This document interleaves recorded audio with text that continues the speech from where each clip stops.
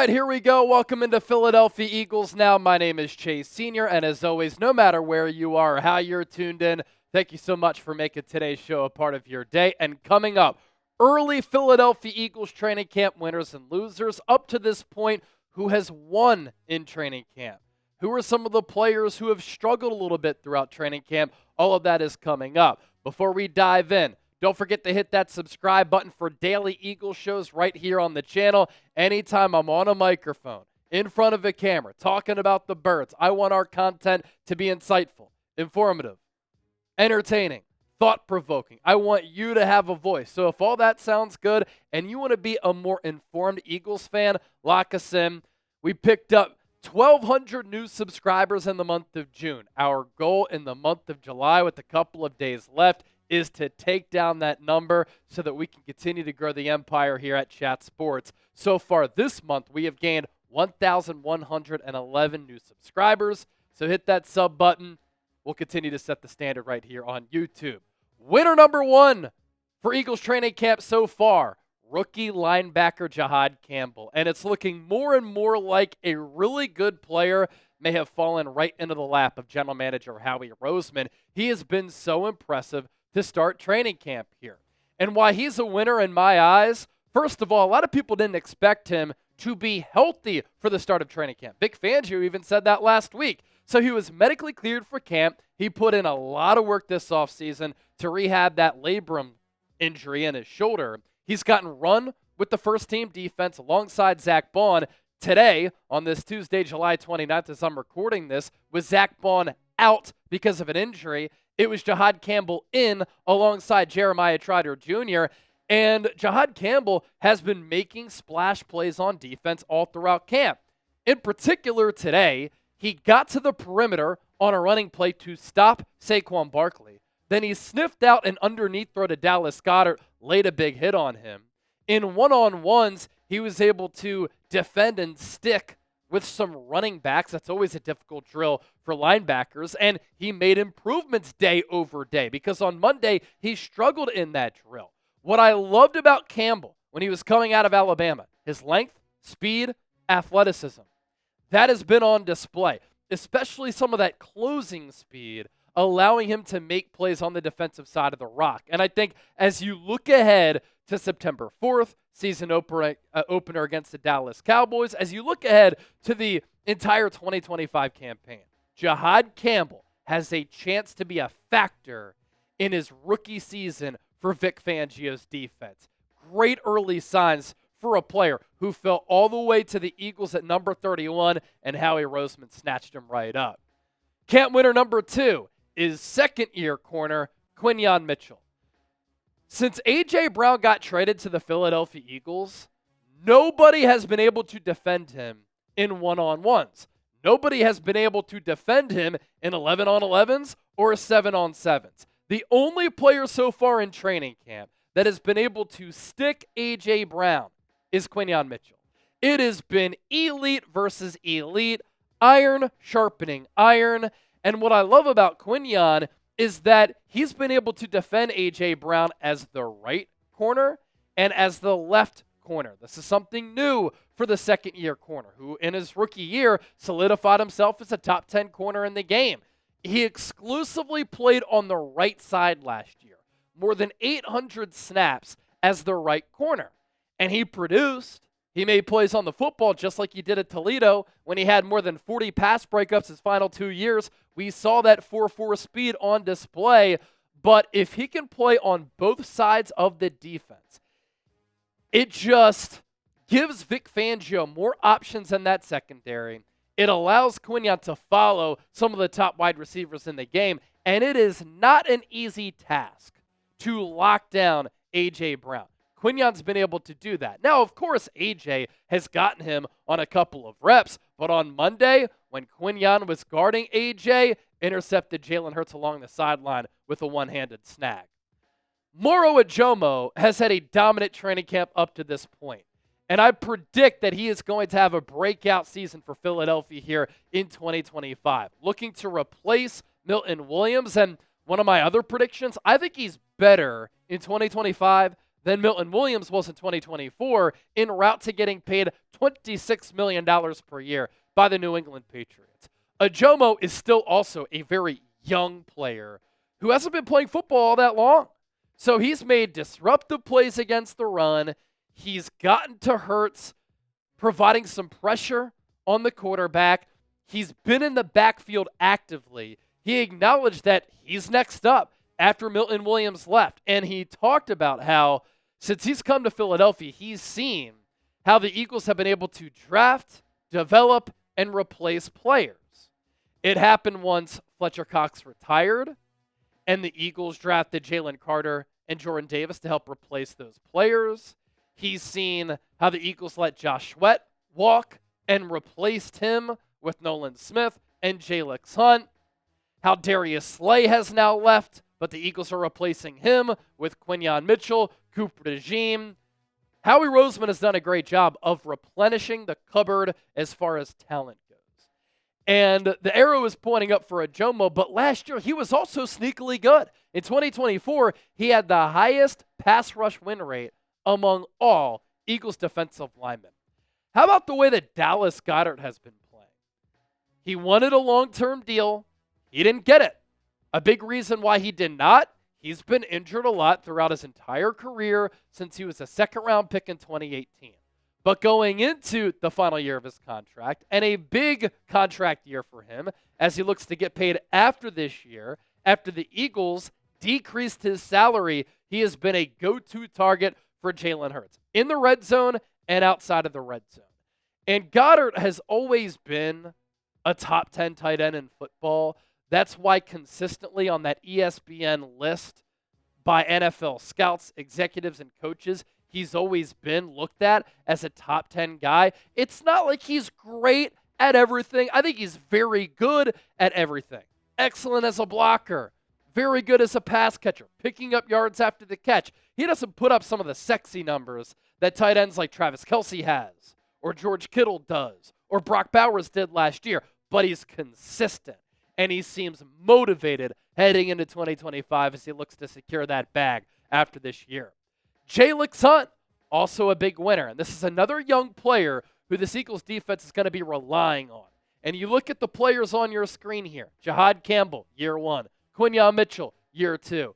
Moro Ojomo, year 3. Jalyx Hunt, year 2. The Eagles are trying to replace more than 4,000 snaps lost for a defense that was the number 1 overall defense in the NFL last year with all of the players who have departed.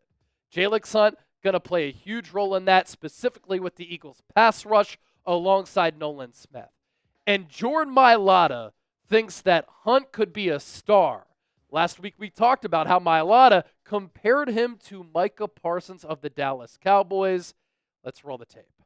Eagles left tackle Jordan Mailata was a second-team All-Pro last year. He had the highest overall Pro Football Focus grade among tackles and the highest pass-blocking grade. That's why when he says this about Jalyx Hunt, it makes you turn your head and say, wow, comparing him to Micah Parsons. Keep in mind, too, that Jalyx Hunt started his college career at Cornell as a safety, then transferred to Houston Baptist to play edge rusher. He's still new to this position. Listen in. Jalyx? Oh, man, he's going to be special. He's going to be special, man. His burst, he has tendencies like Micah, just to be able to cut on a dime like that. Man, I'm so proud of that guy, the way he works. How do I go from Josh Sweat to Jalyx, man? It's crazy. I was just like, man, Howie, give me a break for 1 year. Jesus. Jalyx is going to be a star, man. And I'm glad that I get to go up against him because I know that if he's giving me hell, he's going to give everyone else hell. Howie Roseman didn't make a move for a big-time defensive end because he's a believer in the potential of both Nolan Smith and Jalyx Hunt. Now, I did that as part of a YouTube short. That's our short-form content. You can check that out here on the channel in addition to long-form videos like this. But remember who that's coming from, right? Jordan Mailata, a second-team All-Pro last year. He's gone up against some of the top pass rushers in the game, and he shut them down on many occasions. To compare Jalyx Hunt to Micah Parsons goes to show you that he is a big believer in the player with everything that he's seen from other edge rushers. Other Eagles winners that I need to hit on here. A.J. Brown, outside of going up against Quinyon Mitchell, and again, he's won some of those one-on-one matchups, he's been unstoppable. The Eagles coaching staff has been very impressed with A.J. Dillon. If he could stay healthy, he didn't play last year due to that neck injury, he adds a very fascinating dynamic to the Eagles' backfield because he's 245, 250 pounds, another quadzilla alongside Hurts and Saquon Barkley, and he gives the Eagles that physical element, very downhill player who can kind of be that LeGarrette Blount, and Blount served a great role for that Eagles Super Bowl team back in 2017. Jalen Hurts has cooled down the last couple of practices, but prior to that, he was completed like 97% of his passes. He has a new OC. He's trying to learn new offensive intricacies, yet he's still been uber efficient with the ball barely hitting the ground. He's only thrown 1 pick so far in training camp. Jordan Davis for the weight loss. Vic Fangio talked about that today. It's going to allow him to get better leverage, have better bend. Hopefully that results in the big breakout year for the big JD. And then Mac McWilliams. Vic Fangio adding today that he has some football savvy to him. The highlight play for McWilliams so far in training camp. In the end zone, matched up against the 6'6" Johnny Wilson. Mac McWilliams only 5'10". A huge height disadvantage for him. He still rose up for the pass breakup, has an opportunity to get some snaps as the backup slot corner behind Cooper DeJean. And then a player who has really been impressing a lot of people so far throughout training camp is a very little-known wide receiver who, going into training camp, nobody thought that this man to my right was going to be able to make the roster. UDFA out of San Jose State. He goes to the Jacksonville Jaguars and didn't really make a lot of headway in his career there with Jacksonville. But every single practice for the last few, he's been making highlight reel-worthy play after highlight reel-worthy play. It is Elijah Cooks, who has an opportunity to potentially lock down a spot on this 53-man roster because behind A.J. Brown, DeVonta Smith, and Jahan Dotson, wide receiver 4, wide receiver 5, and if the Eagles hold on to 6 wide receivers on the 53, it is an open competition. And Elijah Cooks has been turning a lot of heads, making plays consistently as a player who nobody thought was going to have a chance to make the 53. He does have a chance because of how he's been producing with pads and without pads. Jeff Stoutland, he was honored today. The Dr. Z Award is what he was the recipient of. He said this today about Tyler Steen, best offensive line coach in the NFL, by the way. Quote, "Today was a big day for Tyler Steen, in my opinion. He did some things that I've been talking to him about, and he executed them. He did a good job." So I'm not going to say that Tyler Steen is a big winner, but he did have a good practice today, recovering from a so-so practice on Monday. I will chalk up Jeremiah Trotter Jr., though, as a winner. Had a pass breakup in the end zone today on a ball intended for Dallas Goedert from Jalen Hurts. He has been primarily running with the ones alongside Zach Bond when Jihaad Campbell isn't running with the ones. It's Trotter getting a bulk of those reps.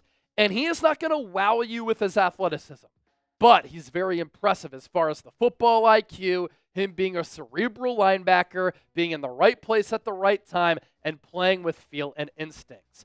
Nakobe Dean injury update, by the way. He is coming off a torn patellar tendon injury from January.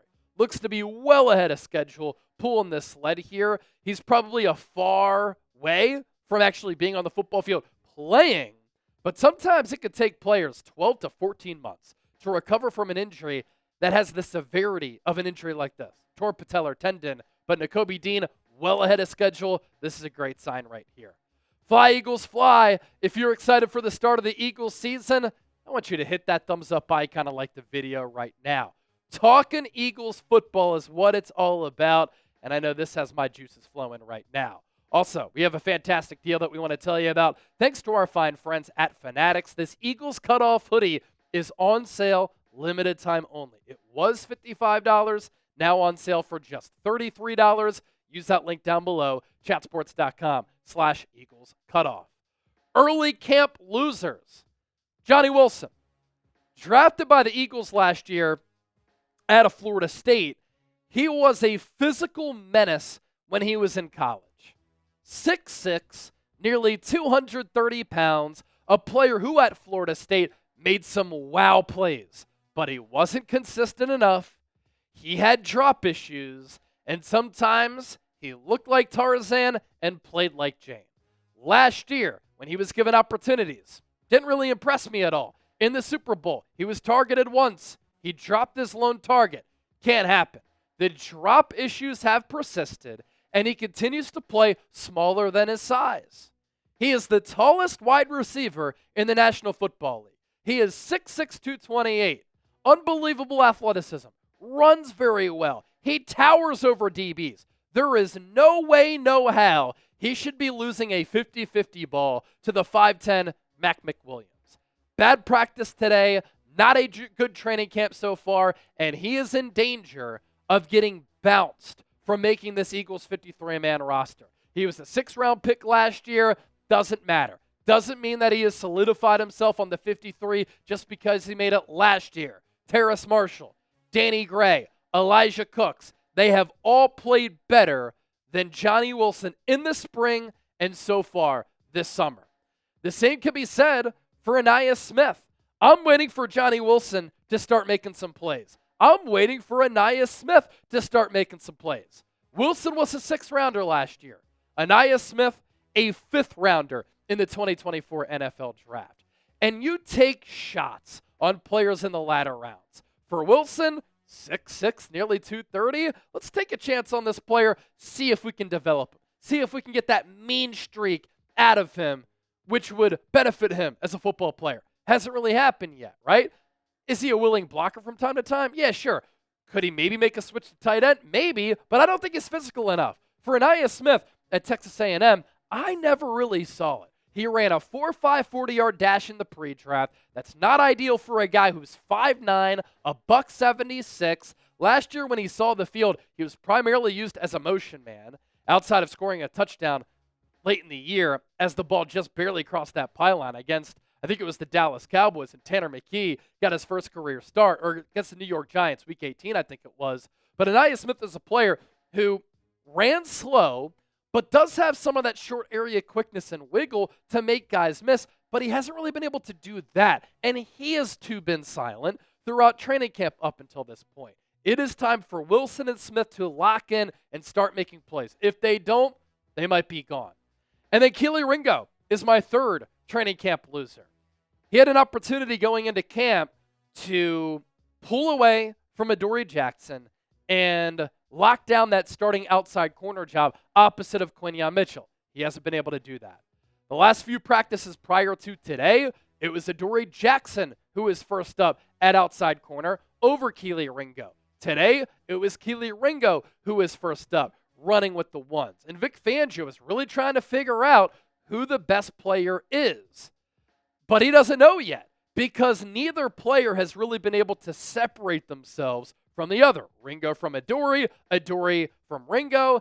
And when Vic Fangio was talking today, it's not like he gave Adoree Jackson a ringing endorsement. He said he was up for an extension with the Titans. They didn't re-sign him. When his deal came to a close with the New York Giants, they didn't re-sign him. Now is the time for Adoree to show that he's the guy. Which one of these players is going to rise up? So far, they haven't been able to do that. And then my last loser is Kyle McCord. I'm a big fan of Kyle McCord. He was one of my favorite quarterback prospects in this draft class outside of some of the premier draft targets this year. Last year, he was accurate. He stood tall in the pocket. He had really good pocket feel and mobility. He was able to make plays downfield. I loved how once he found his confidence, the production was humming with Syracuse, and he was able to do more with less as compared to when he was at Ohio State, throwing to all types of NFL wide receivers all around him. But the last 3 practices, Dorian Thompson-Robinson has been balling, playing very well, making some really good throws. And DTR has been the better quarterback as compared to Kyle McCord. The Eagles will have a difficult roster decision to make. Who's going to be QB3? Will it be DTR, who clearly has a foundational skill set and is more of an athlete and a dual threat player, whereas McCord, they just drafted him in the 6th round. He has a lot of ability, and there's a lot to work with there. But if DTR continues to outplay him, do you cut McCord, run the risk of losing him in waivers with the hopes that you could maybe bring him back to the practice squad? Preseason games could really determine who's going to be the 3rd-string quarterback behind Jalen Hurts and Tanner McKee. Let us know your biggest early camp winners and losers. Drop me some names down below in the comment section. As always, thank you so much for watching. Don't forget to be a real one and hit that subscribe button.